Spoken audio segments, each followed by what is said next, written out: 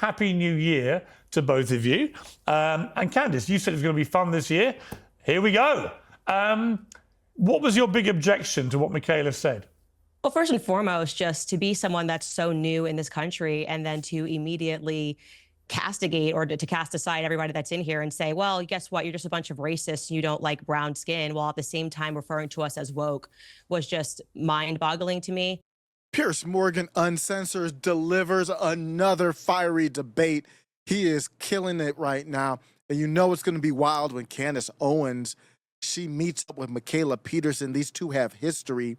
Candace Owens' podcast meets up with Mikhaila Peterson on Piers Morgan Uncensored. Candace Owens does not hold back. She dove right into the woke accusations Mikhaila lobbed at what she called the woke right. Is Mikhaila Peterson using the woke right? Who is she, James Lindsay? But let's be honest, Candace's breakdown of the H-1B visa issue, it's a full-on masterclass. No nonsense style, almost like a mother talking to a child. Mikhaila Peterson has no point other than talking about racisms on X and just channeling my inner salty cracker and added some spice. Mikhaila Peterson missed the bigger picture by focusing on the comment section's chaos. And we're not talking about Brett Cooper. We're just talking about the comment section on X. Let's get into it. Candace Owens clapping back against Mikhaila Peterson, talking about giving her a MAGA 101 professor course. Love this energy. She's not here for the lazy criticism. Just as Steve Bannon said, it means that she hasn't spent the time to understand who and what the American people are, what the MAGA movement is, and why they have concerns about this program. And so to make sure that everybody around the world understands why this is such a big debate, the H-1B visa program is essentially a foreign worker visa that allows employers to hire workers into, quote unquote, specialty programs, essentially for people who have some sort of a specialized knowledge. But to be clear, the program has been around since 1990, so the results aren't up for debate. We were just simply lied to about what we were told it was going to do, which was to source the top 1% of talent globally. Instead, they're using the program to source cashiers, teachers, janitors, PR people. So I'm going to have to believe that the American people are very much capable and willing to fulfill those positions, and that instead this program has been completely abused to get foreign workers here who then have a pathway to citizenship, and it lowers worker wages and it's harming the American people. So I am not fond of it. And I'll add here that prior to his passing, Lou Dobbs of Fox News looked into the program and he determined that 7 out of the 10 H-1B positions were being outsourced from Indian corporation to American corporations. So it's not globally looking at the 1%.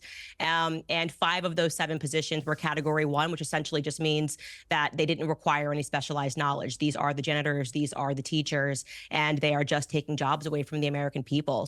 Whoa, whoa, whoa. Hold up there, Candace. Before we keep this going, let's talk about the spice. The dumpster fire that is the H-1B visa debate. It's not just policy we're talking about. We're still in the aftermath of it. It was a full-blown MAGA civil war inside of Trump's base before the inauguration. Things have quieted down a little bit, but before that, you saw people like Elon Musk, Vivek Ramaswamy, trying to sing kumbaya about importing top talent to keep the economy chugging. Oh, they thought Americans were just too lazy. Meanwhile, Steve Bannon and real MAGA diehards are screaming betrayal. But since the H-1B visa debate popped off, Vivek's been quiet. You haven't heard from him. Turns out Trump's transition team handed out, this is Susie Wiles and them, handed out a memo, and it basically said, hey, nominees, shut your pie hole on social media.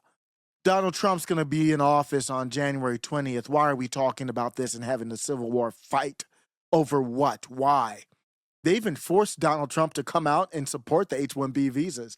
Donald Trump would have rather not had to do that. Elon Musk, though, he's playing 4G chess, pivoting to topics like the UK and buying Greenland. Nothing says America first like bidding on icebergs. This whole thing has really split MAGA down the middle, and you're seeing the divide here. Candace Owens is more of the 2016 old school America first MAGA who's not afraid to challenge Trump. Mikhaila Peterson is just the person without an ideology, pretty much looks like a Democrat to me, kind of like a RFK Democrat. I'm not saying that's what she is, but that's kind of what she represents, is someone who doesn't really know what's going on. Not America first, of course. She's Canadian. You tell me, are you team hire the best, even if it's Raj from Bangalore, or are you team America first? Literally, we mean only Americans.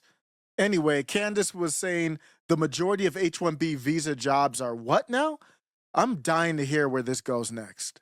So I just found her referring to this as an issue with being brown, or Americans having an issue with brown people, to be almost comical, to be honest. And I'd love to hear her further explain that position. Okay, well, we're now going to hear it. Mikhaila, over to you. So I don't know, Candace, if you're seeing what I'm seeing on X, but when I saw the H-1B debate going around, mostly what I saw was racism against Indians specifically. And I'm not saying there isn't a problem with the visa issue in the States in general. Getting top talent here is very difficult. Like, I had a very difficult time getting in, and I'm married to an American, and it was long and annoying, and they don't have a proper way to test people. So there's plenty of flaws to talk about.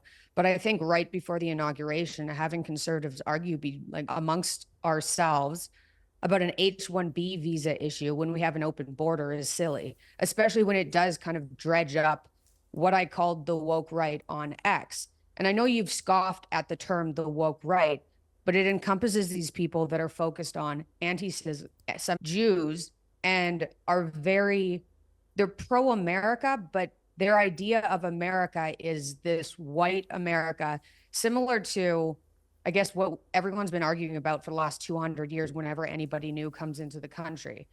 And I do think it has to do with race. And I think you can see that from comments on Twitter.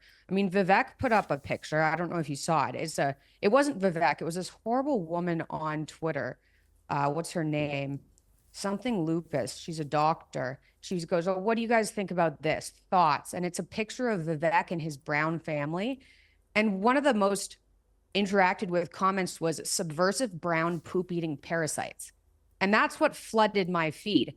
And I think I had some irritation because I'm, aligning with conservatives because the woke left has been a disaster for America and for Canada and for the West for years. And it's just frustrating to see them go at each other over something like an H-1B when there are bigger issues like an open border. And I think people are misunderstanding the H-1B, although it does have its issues as well. There's also the H-2B, which nobody knows about, and that's for people who are paid lower. The average wage for an H-1B visa is $118K. So there was all this talk on Twitter about how these people are underpaid and everything. $118K is pretty good. Companies, I don't think most companies, especially tech companies, are hiring H-1Bs to become more successful, to make more money. You're not making more money by getting H-1B visas in. You're making more money by having a successful company, by hiring top talent. So I don't think we're completely not aligned entirely, because I agree the visa process in America is ridiculous. And it doesn't test people, like I said, properly. But I think it's silly to fracture the Conservative Party by arguing about 85,000 H-1B visas when we have an open border.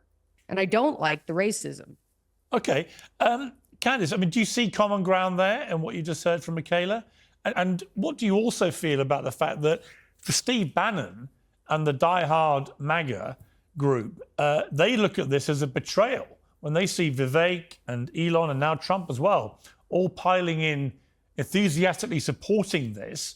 They say, well, hang on, that's not about making America great again. They're not buying into, we need to get all these brilliant people coming here. They think it's a system that's being abused and that it goes against the spirit of MAGA. So you're seeing a real interesting debate raging about the heart of what MAGA really means. I think Steve Bannon fully has his finger on the pulse there, so he's completely right. And just to respond to the point about seeing racist comments on Twitter, I've heard this argument a lot of times from people where they'll suddenly pretend that if you take a position of something and they can find a racist comment beneath it, then you're on the side of the racist. That's not what I'm doing. That's just called, I'm just saying that literally since the day that I started my accounts on Instagram, I've been called the N-word from left and the right. It's just welcome to the internet. Doesn't mean that these are the positions that are represented. In fact, this conversation that we're having is something that I would almost refer to as MAGA 101. This is like a freshman year class in MAGA college. Let me give you a little MAGA 101, just like Candace Owens said. This debate is still going on, And what I want to talk about is the division, and it ain't going anywhere. Steve Bannon today on January 13th in an interview with Corriere della Sera, this is Italy, was less an interview and more just an opportunity for Steve Bannon to use another country's newspaper to throw a flamethrower at Elon Musk, just blazing up the place. Listen to what Steve Bannon said about Elon Musk. When you want to talk about MAGA 101, the professor is Steve Bannon. Steve Bannon didn't just criticize Musk. He said, quote, these are new quotes. They've had beef before. The beef is reignited, and it doesn't feel so good for Elon Musk. He is a truly evil guy, a very bad guy. I made it my personal thing to take this guy down, Steve Bannon, January 13th, 2025. Again, Steve Bannon, because he put money in, I was prepared to tolerate it. I'm not prepared to tolerate it anymore, Steve Bannon. I will ensure Elon Musk does not have a blue pass to the White House and will not enjoy full access there. He will be treated like anyone else. Steve Bannon saying, basically, Elon, I'm going to take your blue check from you in real life. Believe it or not, Steve Bannon is still banned on X. The War Room is on there, but Steve Bannon is not. He's banned on the platform, the free speech platform. Translation, Elon Musk is not allowed in VIP. No red carpet, no open bar. He didn't stop there. Steve Bannon is not done yet. Why do we have South Africans, the most racist people on earth, white South Africans, making any comment at all on what goes on in the United States? Steve Bannon's not done. He went out of his way. He's talking about Elon Musk now. Elon Musk, he went out of his way to mock our movement as racist and unsavory words, and he lost. We blew him out of the water. This was a roast. Someone would have dropped the mic. The heart of the battle is still the H-1B visa, but it looks like it's more personal than that. There's other things going on here. Bannon's like, I'm tired of the tech overlords rigging the game, raking in cash while American workers get shafted. Bannon said he, Elon Musk, will do anything to make sure that any one of his companies is protected or has a better deal or he makes more money. On this MAGA civil war, Candace Owens has picked a side. Piers Morgan doesn't know what's going on. Mikhaila Peterson is just a little child here. What side do you land on? Elon Musk, Steve Bannon, Candace Owens, Vivek Ramaswamy, J.D. Vance? It's not just about visa. It's a proxy war for the future of the movement. Team Bannon wants nationalism on steroids. Close the border, save the jobs, kick out the tech billionaires. Team Musk wants a dream of tech Patels, a tech-powered Patel utopia with visas raining from the sky and using that as a fuel for America's innovation engine. Earlier, Candace Owens called this debate MAGA 101, but it's looking more like a midterm exam no one studied for. The divide is so deep, there's no way Musk and Bannon can coexist in the same movement without one of them walking out the door or getting shoved the heck out. And as Trump preps his big return to the White House a week from this recording, one thing's clear, the fight isn't ending anytime soon. You can put a moratorium on discussion, but that doesn't mean the beef isn't still there. Sounds like the only thing more chaotic than MAGA right now is Elon Musk's Twitter field. Buckle up, it's going to be a bumpy ride. I've been hearing this debate, have spoken about this debate on stage. I mean, I've spoken at more than 100 universities. And to be frank with you, because I came over from the left, when I first got into this movement, I thought the same thing. I thought, okay, well, I don't understand what the issue is if it's legal migration. But I then listened to people and I wanted to understand where people were coming from. And I opened my mind to what they were saying and realized that they were very much correct. And I think that's sort of where you get into trouble with the MAGA movement, when you just instantly sweep away and condemn everyone and say, well, some people were saying racist stuff about Indians, and so this entire argument now is based on racism. So there you have it. Candace Owens and Mikhaila Peterson clash over H-1B visas and more. I do respect them both for having the conversation. Much respect to Mikhaila Peterson and Candace Owens on with Piers Morgan. It wasn't all clash. Piers Morgan did a good job. Everything doesn't have to be kumbaya, but it did feel good that he was like, let's talk about some lighter topics. It got a little darker in the interview, but that's the end of the claims of racism from Mikhaila. Candace Owens put an end to that. Steve Bannon has backing from Candace Owens. That's a big deal. Do you think this debate reflects real ideological divides or just noise from online trolls? The next clip is ready below. Welcome to After Show Carnage.